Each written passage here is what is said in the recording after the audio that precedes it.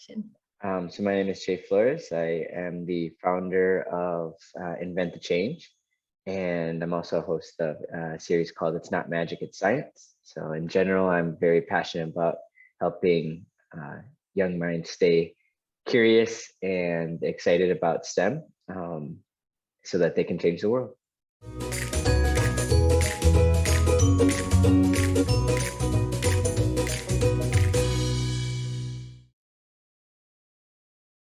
Well, so the first question I have for you is, can you walk us through your academic journey? Like, how have you developed a passion for STEM over the years?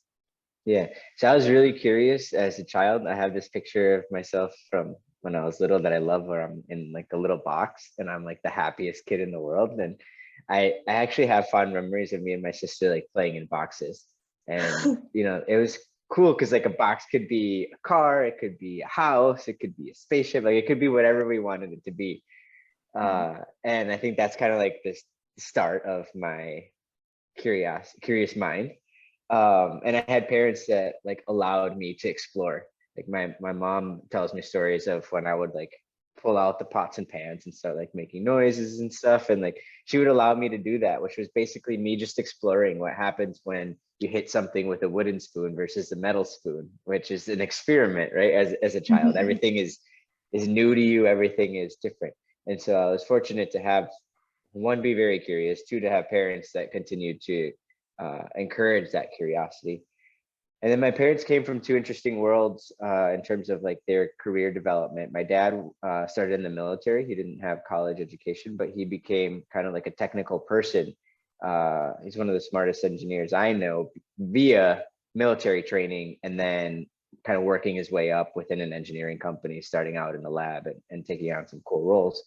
And then my mom is a psychologist. So she was all about helping, and specifically an elementary school psychologist. So she was about helping young people. And so eventually that morphed into like this technical interests, but then also really wanting to help people. And over time, I found out, even though I didn't know this, eventually I learned more about what engineering was. And then eventually I learned that engineering is just problem solving, and you get to decide what types of problems you want to solve. So I started out studying mechanical engineering because that one felt like it was broad enough. I wasn't exactly sure where I wanted to go long term yet. I just knew at that point I kind of wanted to do something with alternative fuels for vehicles. So I thought chemical or mechanical. I ended up going with mechanical. This is probably a lesson for another question, but I went for it because the advisor said, oh, if you did really good on your IB chemistry exams. So for those who don't go to an IB school, it's very similar to AP. You take advanced courses so that you can get college credit. She's like, oh, if you did so well on your chemistry one, if you take mechanical engineering, you don't have to take college chemistry, which sounded like the best thing because everyone talked about how hard college chemistry was, and like it was, a weed out class and all this stuff. But I did well on that chemistry exam because I loved chemistry. Like I probably should have went down that path of either studying chemistry or chemical engineering, or what I found out later, material science was something that really inspired me and I got excited by. And I took a lot of electives in the material science engineering department. So I got that kind of mix of experiences that were all kind of rooted in wanting to help people. I started working for an automation company and learned all the different types of ways that we make things in the world. Everything from Mercedes-Benz was the first plant I ever walked into, which is really cool to be like the first manufacturing experience. Mercedes-Benz in Alabama.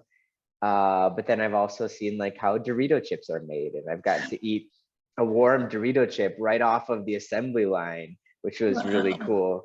And I got to see all these different kinds of cool experiences that helped me like realize, wow, like STEM is really everywhere. And I want young people to see that like no matter what it is that you're excited about or passionate about, you can find some STEM behind it, right? And that can be a career that you turn your passion into. And mine has kind of shifted towards that now, doing that and inspiring other kids and solving that problem of like, how do we help young people see that the power of math and science can help them change the world? Yeah, that's awesome. And I feel like it's kind of similar to myself too, because like my dad's a nurse and my mom's a researcher. So Awesome. like it's kind of like the two worlds again. And yeah, definitely get like a different perspective of each and like how STEM can help like better the lives of others, like in the context of a hospital for my dad. But yeah, definitely super One of interesting. my internships was with GE Healthcare, and we were working like the group. We had like a group of interns, and we all had a project around ultrasound. And I used to say like we save babies for a living, and it was not literally what we were doing, but it is cool to see that like your work can impact the lives of not just the people you're around, but potentially a lot of people in the world. And that's why I named my business Invent the Change. So it's a play on the phrase be the change you want to see in the world. But if you can invent the change you want to see in the world, you can impact, instead of just the people surrounding you in your community, you can impact, potentially millions or even billions of lives, depending on what you're working on. Yeah, definitely. And like obviously you're a huge advocate for inspiring like students in STEM. Why do you think it's so important that like why is STEM so important to the future of the world, and why is it so important to inspire the younger kids to do STEM? Yeah. I have like a practical and like an emotional answer, and if you don't mind, I'll give you a little bit of each. I think practically it's just there's a lot of opportunity there, right, in terms of jobs and skill sets that you're going to need for the future. Whether you want to become like a hardcore electrical engineer or mechanical engineer deep in the tech of it, or you want to do something totally different, like technology is going to impact our lives more and more. And the more STEM literate you are, the better you're going to be at your job, no matter what that job is. So for example, I had an interview that I did with the head of analytics, for the director of analytics for the Detroit Pistons, so basketball team, right? Wow. You don't think of STEM when you think of basketball, but they use so much data to pick their draft choices, right? To analyze players, to prevent injuries, to decide, what matchups are going to help, and all kinds of really cool things that you don't really think about when you watch sports or you play. You mentioned you play soccer, right? I'm now curious to think about, okay, what are the analytics that we'd be analyzing in soccer? Like who should take the corner kick based on like the percentage of like how they've completed in the previous games. I don't know, right? Versus like who's the star player. Maybe someone else is actually the better corner kicker, even though they're not like your star player. So having that background is going to help you no matter what you do. Doesn't mean just because you like STEM or you study STEM that you have to be an engineer or you have to be like a researcher. There's a wide variety of places in which you can apply it. And then on the emotional side is there's a lot of like really important problems that the world is facing. And we need young people to be equipped with the resources they need to solve the problems that they're passionate about, whether that's climate change, whether it's cancer, which is something that's affected me a lot recently with a friend of mine from high school that passed away after a 15-year battle with cancer. Like, I wish I would have had the skills and the resources to be able to help him. And that was one of the most like difficult parts of it, is that there was like literally nothing I could personally do other than be like a supportive friend. Now, if I had, the technology, if I had the background in studying those things, maybe I could have done more. So I just want people to be able to have those skill sets, and to be able to mathematically and scientifically be like equipped to solve the problems that the world are facing that they particularly care about. Because we have seen a lot in the last couple of years, a lot of like protests and advocates for things, but we also need people that are like designing the things that help prevent those issues from happening. Like, I know you're involved in so many different projects on STEM advocacy. So can you tell us a little bit about each of them and like what you do for each of them? Yeah, this is the hardest part, and I need to get really good at it because there's so many things I do and love doing that it depends on kind of like what kind of conversation and the goal of who I'm talking to. But in this case, I think it's awesome because I get to share a little bit about all of them. So thank you for that. There's a couple key areas. I have a couple partnerships with organizations and then a couple of my own brands. I guess I'll start with one of the newer but most exciting partnerships is with an organization called Mystery Science, which is now owned by Discovery Education. I'm one of their mystery science guides. So the way that Mystery Science works, and I love that phrase, it makes me think of like Scooby-Doo and like the mystery machine and like, Yeah. that team of people. But there's a group of 4 of us who all have kind of like different expertise in science. And we answer questions submitted by K through 5th graders. And so they submit questions like, how were Lego bricks invented? Why don't people fall out of roller coasters when they go upside down? Like fun, curious questions that they have, because the internet isn't really designed for a 5th grader or a kindergartner, right? And their curiosity, it's really important that we nurture that at an early age. And so we have this really cool opportunity to take these questions, create really fun and engaging videos with answers that are kind of age appropriate, but also fun for anyone to learn about. Like I get excited watching the videos from the other guides too, because then I get to learn something from their expertise. And these go out to all the mystery science schools. They're in like tens of thousands of schools throughout the country. So I'm reaching hundreds of thousands of students every month with these really fun and engaging videos. And also they're put on YouTube. So if you look up Mystery Science, it's actually, I think their YouTube channel is called Mystery Doug, because the founder's, his name is Doug, and he used to answer all the questions. Now there's a team to help him. It used to be just him. And so there's all kinds of great free content out there on YouTube that parents and teachers can share with their kids to keep expanding that curiosity and help them answer those questions. Another fun partnership I've got is with an organization called Make 48. It's a docu-series that's filmed for PBS. This upcoming March, we're going to be filming the national competition in Wichita, Kansas. And it's basically a 48-hour maker competition. We believe that 99%, I say 100% of people have a big idea, but only a small percentage of people know how to actually take that idea and take it through the stages of innovation to where you can at least get a prototype. And so what we do is we surround ordinary people, people as young as 7 years old have been on teams, all the way to like, I think 80 years old have been on teams. And it's a mix. Sometimes it's mom and their kids, sometimes it's friends from work. It's a wide variety of groups of people that come into this competition, and we surround them with all the makers and experts that they would need in order to bring that idea to life. So everything from someone that can work with welding, someone that can do CNC, to people that help with marketing and with like patent law. And so they're just like surrounded with all these great people that can help them take that idea and bring it to life. And what they're able to accomplish in 48 hours is so exciting that, like, I remember one of the last competitions, I can't share what happened yet because there's a period in time where they have in order to take it and protect their intellectual property, right?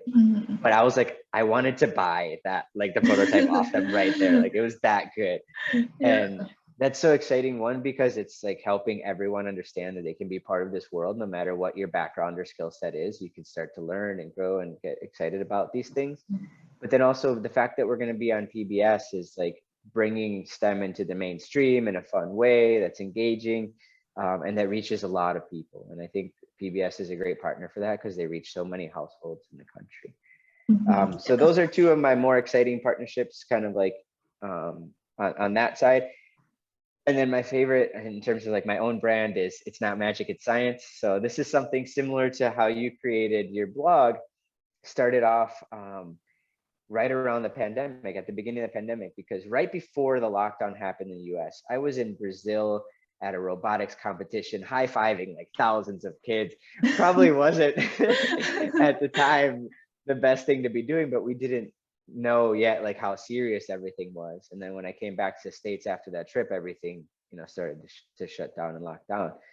And so I went from all these events across the globe where I was reaching thousands of students at a time at robotics events to like nothing, right? And so I was so like, everyone was talking about how it was gonna be the worst month ever and how this is gonna be terrible. I was like, I don't want to have the worst month ever. It's like, what if I could have the best month ever in just like one space, like in one area? And then like that would make everything else that's not so exciting a little bit okay, I guess.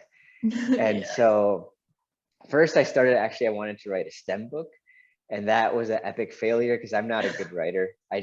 I'm more of a speaker, of a video person. It's hard for me to get my ideas onto paper Mhm. versus like talking about them. And Yeah. so I shifted. I was like, okay, well, I'm comfortable with video. Like, let me start recording some experiments. Like, right, families are going to be at home. What can they use in their house that can like inspire some science excitement? Because I know it's going to be challenging. Overnight parents, and we're going to have to become at-home science teachers and at-home math teachers, and they might have math and science anxiety. So, like, how do I help make it fun for everyone? So I thought of a couple experiments that I had done before that seemed to be kind of like magic. And I came up with the concept of it's not magic, it's science, because I wanted it to reach people that weren't already looking for science. I Mhm. designed it for TikTok, which is kind of, Yeah. it's super big, but it was getting even more momentum at that moment. Um, and I wanted people scrolling through to see something cool and be like, ooh, how did he do that? Or like, how does that Mhm. work? And since I'm a scientist and not a magician, I can give you the magic reveal, right? I can tell you the science behind the trick. And so it starts with just the video of the experiment, which is the magic trick, which is just a science experiment disguised as a magic trick.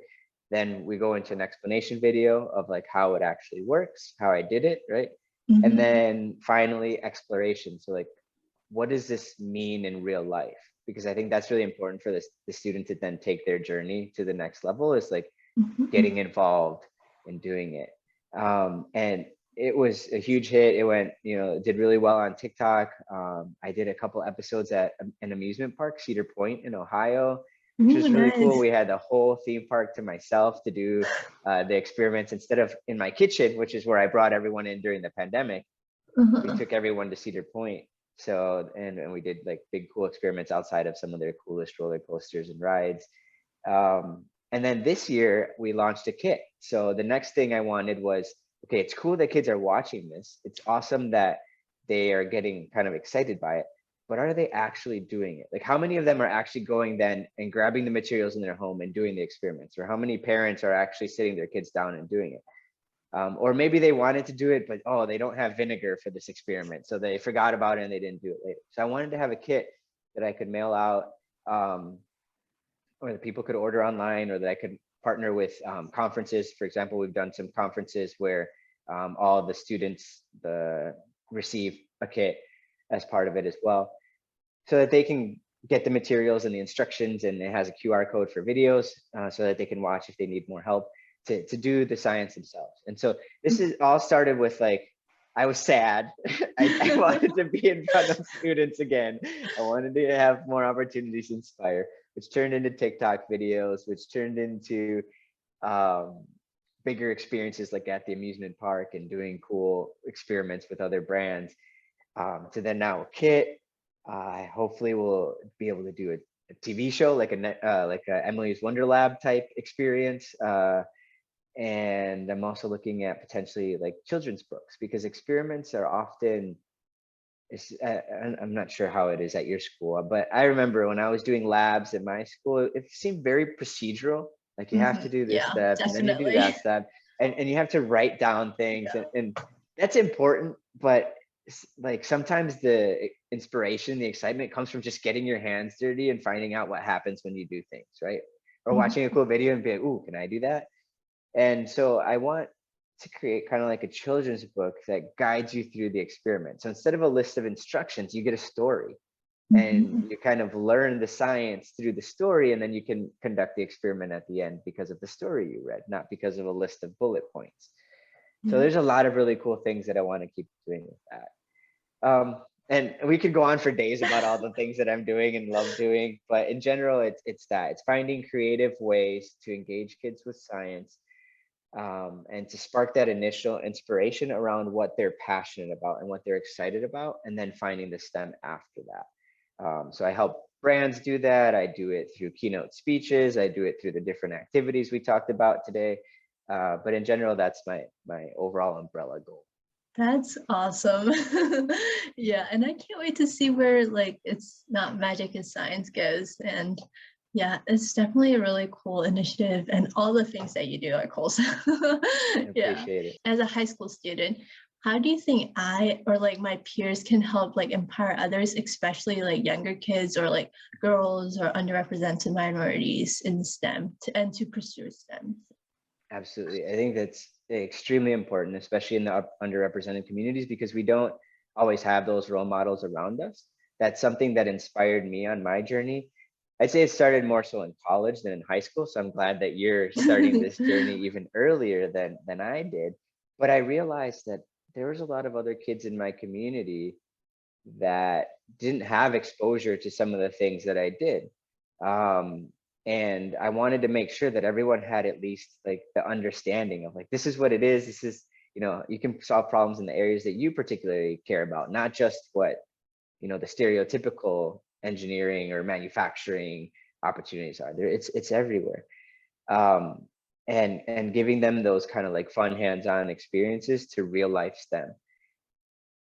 So what I would do if I was a high school student is just think about the areas that you're most passionate about. And it doesn't have to, when you're thinking about like your passions, don't think specifically STEM related passions. Just think, what am I passionate about in general? Like, what do I love talking about?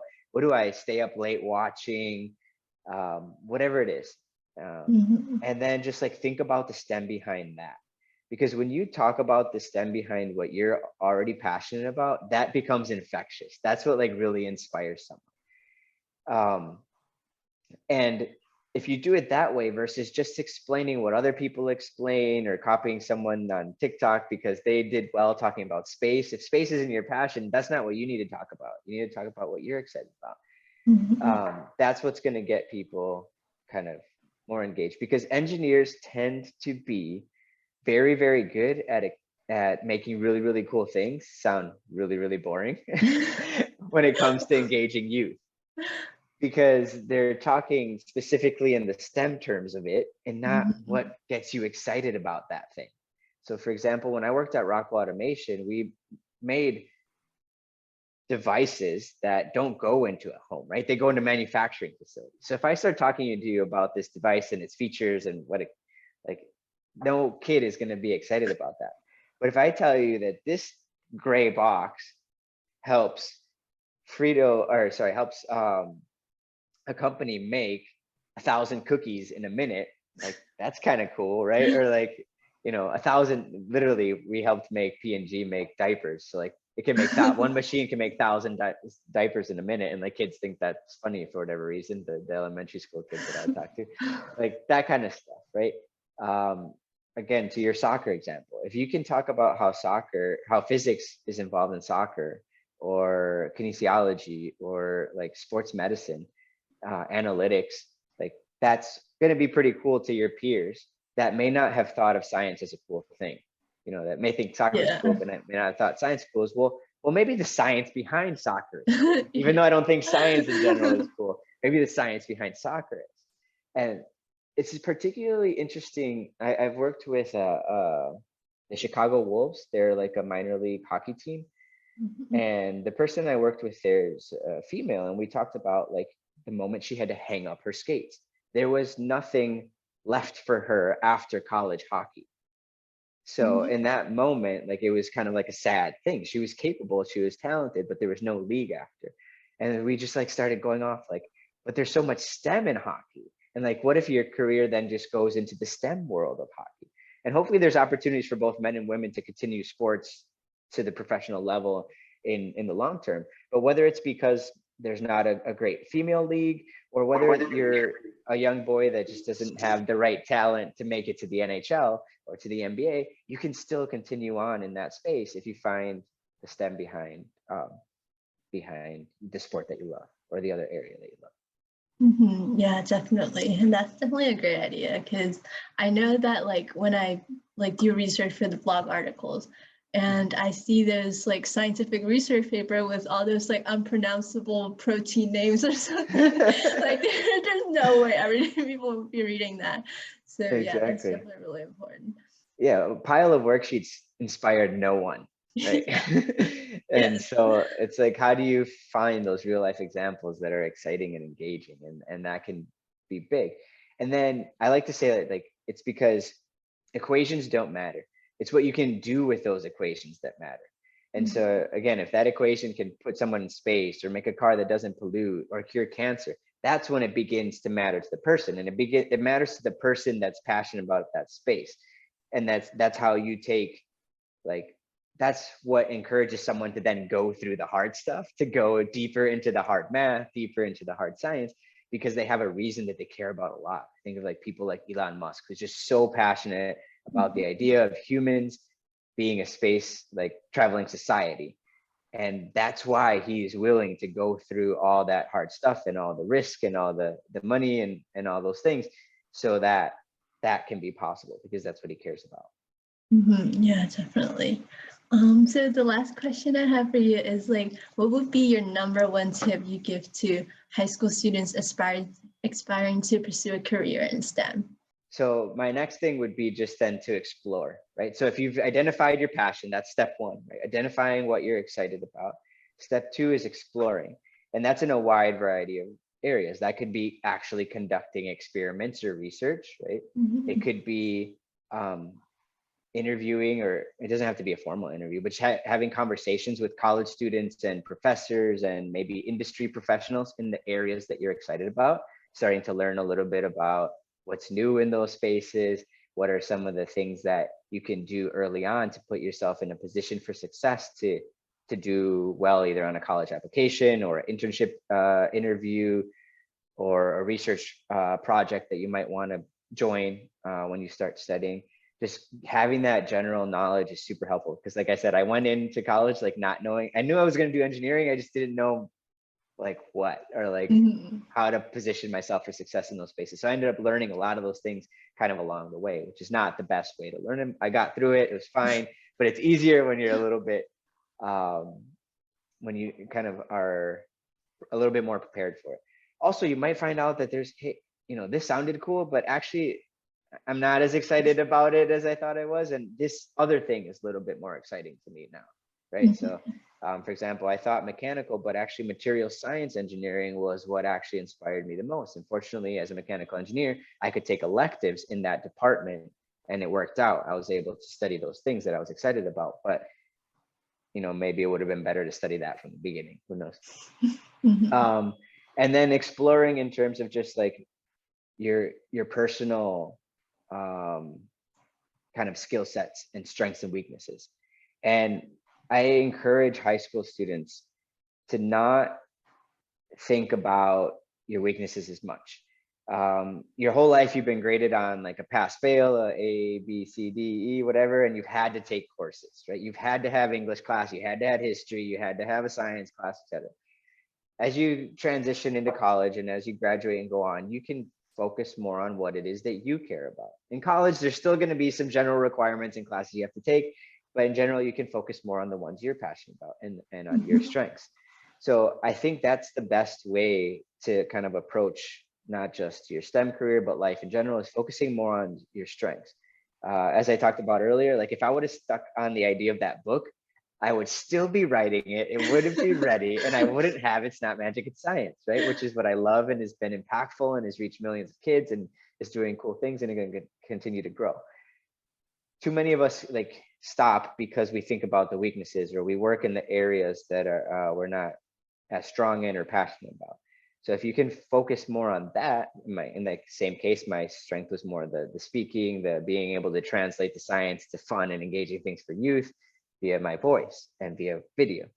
Do those things that happen to be the ones that you're good at, and that's going to take you so much further than worrying about your weaknesses or trying to get better at that one thing that, you know, is keeping you back. Focus more on the ones that are going to launch you forward. Yeah, definitely. Thank you so much. And that's definitely great advice. So when I publish the blog, what would be the best way for the readers to connect with you? Yep. So on social media, I am at J Flores Inspires. So it's JayFlores Inspires. And then also my website is jfloresinspires.com. So on my website, I've got some links to some of those videos. Every time we put out a new mystery science episode or lesson, I put up a blog post with that video. So there, those links are there on the blog. If you scroll down to the bottom of the website, all my social media links are there as well, if for whatever reason you forget. As well as just like a little bit more information on my background and other passions and links to things. So that's probably the best spot. Feel free to connect with me on LinkedIn if you have a LinkedIn. That's another good tip for a high school student. Even if you're not looking for a job at the moment, just getting familiar with that social media platform and starting to share your passions and interests there could be huge, because you can start building a network before you even need to look for a job, and that can help a lot in the long term. You can add me on, of course, all the other Instagram, TikTok as well, whatever you're most comfortable with. And feel free to ask questions. Like you can send me a DM, or I know, like, I think on TikTok, unless if I also follow you, it's hard to use the DMs, but you can also like ask the questions on TikTok and stuff. And you know, that people respond with videos. Just feel free to reach out to me as a resource for anything STEM related or just like passion related. Yeah, definitely. And then I'll definitely get you the link for the It's Not Magic, It's Science kit, if families or people want to get engaged with that as well. Yeah, awesome. Thank you so much. Is there anything you would like to add, or we're closing? Shout out to you for bringing this together. I wish I would have had more peers talking about these things to me when I was younger. I was fortunate to have a few teachers and kind of a few other adults that helped guide me down that path. But I think it, like, that peer interaction and engagement and sharing why you love the science behind soccer or the science behind curing cancer, whatever it may be, it's just like so important to getting more people comfortable with science. And then last, like, everyone is a STEM person, right? I hate the concept that people say like, oh, I'm not a math person. Like, you weren't a shoe tire at one point, but we figured that out too, right? We didn't just hand you a pair of Velcro shoes and be like, hey, you're not a shoe tying person. Like, here you go. You're going to have Velcro shoes for the rest of your life. No, it's challenging, but we figure it out. And just because it's difficult doesn't mean you're bad at it. STEM is challenging for a reason, because we're trying to change the world. We're trying to be at the cutting edge of technology. And that challenge, eventually, at first it's scary and failure is scary at first, but eventually, like, it leads to innovation. It leads to really cool things. And that becomes like exciting. You become excited about being on the edge of your comfort zone, because that means like really cool things are going to happen soon. So the younger and the earlier you can get ready for that and comfortable with it, like, the way better off you'll be as an innovator. So just have fun with it, and don't be afraid to fail. Yeah.